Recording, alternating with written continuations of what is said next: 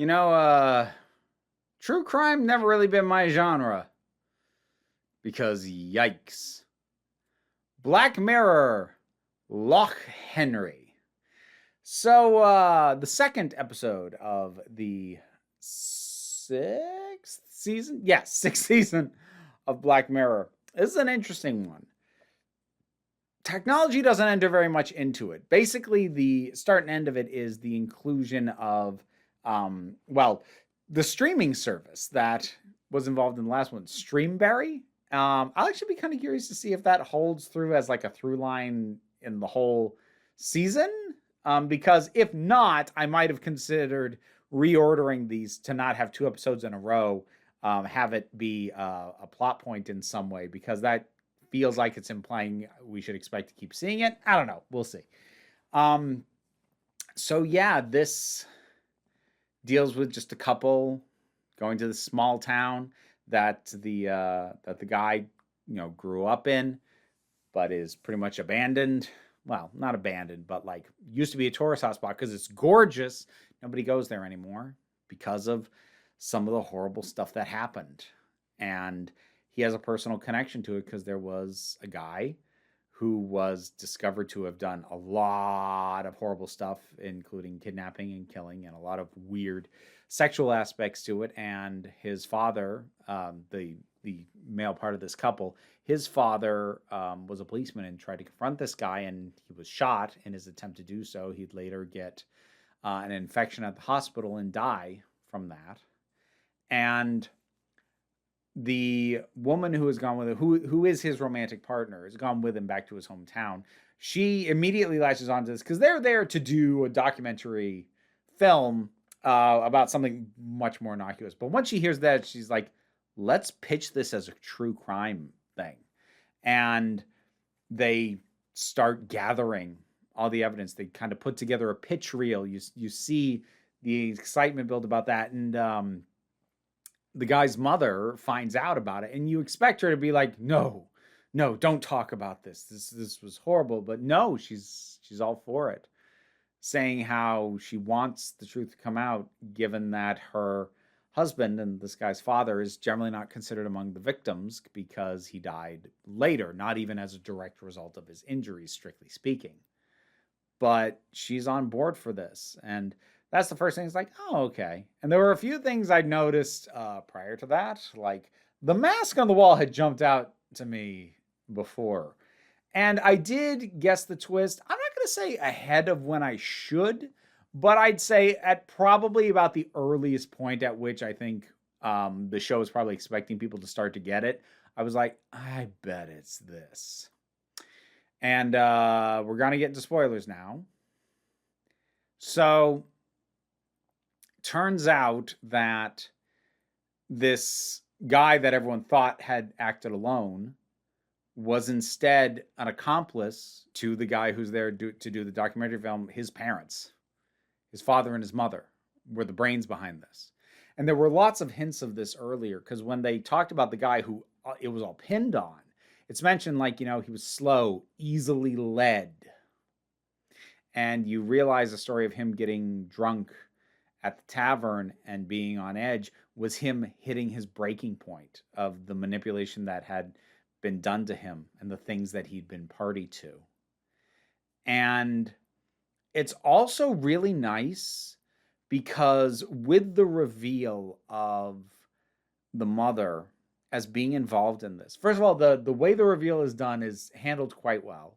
But it also avoids the thing that always happens in these things, which is that once the secret killer, villain, whatever is revealed, they stop acting like the person they've been up to this point and start acting like a completely different person. Basically like, oh, we're going to switch them into villain mode. And then they're not even acting like the same person. No, she does. Like, she gets upset and angry and panicky, but her behavior is all completely consistent with what we've seen from her. She still feels like the same person. And there is some of the horrible twists of fate involved, like the young woman that he's dating, his partner, both in romantically and in making this documentary, finding out, fleeing, slipping on a rock and cracking your head in the stream and dying. And I remember thinking as it was going on, like, this is well done.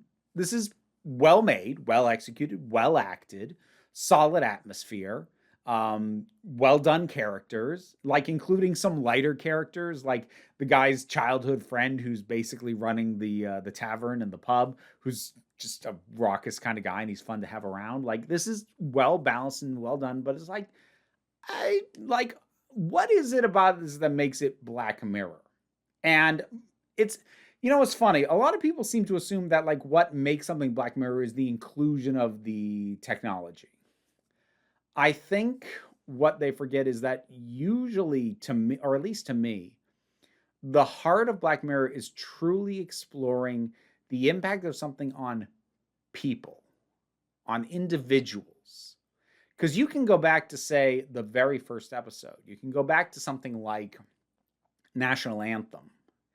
And the technology involved in that story is pretty current. Certainly now, and even at the time, it was mostly plausible. It wasn't really relying on too much future set advanced technology. But it just really drilled in on the impact on people that the, even at the time, current technology had. And here we get that towards the end when we see the documentary series come together, the Streamberry series of the uncovering of who was truly the killers and putting the survivor, this guy who turns out it was his parents, at the center of it.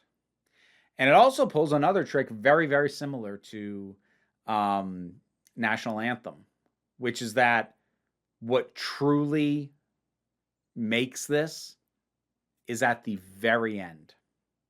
And it's that elevates this to more than it would have otherwise been. Because in the case of National Anthem, it was lingering on the Prime Minister and his wife just alone and what their life is like once the cameras are off. And that even as the world moves on from what happened, she still can't even look at him. And here, I think most other depictions of a story like this would have ended either with the full trailer to the Streamberry series or at the latest with the BAFTA ceremony. I think most stories would have stopped there. This one doesn't. It doesn't stop until we get him alone in his hotel room looking at his mother's suicide note that she left behind because she killed herself after his partner had fled, because she didn't know that this younger woman had died. So she thought she was busted. She just killed herself, and putting out all of the evidence that proved what had gone on. And she just left this note, and it was addressed to him. And he's just rereading that and seeing the camera linger on him. It just quietly, devastatingly makes the point that no matter what you do with your trauma, no matter what you turn it into or channel it into or agree to in order to bring some good about it, no matter what piece of art, documentary, whatever, is created as a result of your trauma, no matter what awards you get, what recognition you receive, at the end of the day, it's still trauma. No matter what else you turned it into, it's still trauma. And that ending shot of him just sitting there, broken by the experiences he's been having, just staring at this very, very simple note. That's Black Mirror. Now, would I put this up there with like my favorites of Black Mirror? No, but this is a solid episode of Black Mirror. It brought to mind things like the National Anthem or Crocodile, even in terms of the way that it lands and the way that it lingers on the impact on the people. And like, most good Black Mirror episodes do. But in a way, stripping back the enhanced technology aspect really puts the emphasis on the people, even more so than is typical, because without the more advanced technology, which is a very common thing in Black Mirror, all we've got is the examination of people, and it makes you look at them even closer. And Black Mirror does that well. So that's it for this one. Again, as I've said, I make no promises at what pace these will come out. I will get them out as steadily as I am able to. But that's it for right now. What did you think of this episode of Black Mirror? Drop something down in the comments. Let's talk about it. Patreon pays the bills, enables me to do this as my living. Even if you can't help me out with all of that, like, share, subscribe. That's always good stuff. Don't worry too much about it, though. We take a relaxed attitude around here, so you can just come on back next time you need a break. Massive thanks to my Patreon supporters, and in particular, I want to thank Robin Moore, Zubin Lutfullah, Tarak, the thing that goes doink in the anime, Ruth, Oliver B., Solitary Pictures, Ulrich Bogdan, Melinda Walters, Jen, Leotha Boyd, Auntie Kate 808, Becky Sparks, Fernabulax the Poodle, Robin Powell, Tracy Scrabbit, Angry Caspero, Adam R.D.L. Taylor, David Hall, Shayla Gourlay, and Rosalind Bennett. Thanks for your support. You can get your name in the credits too if you feel like hearing me possibly struggle with it for several times before getting it right.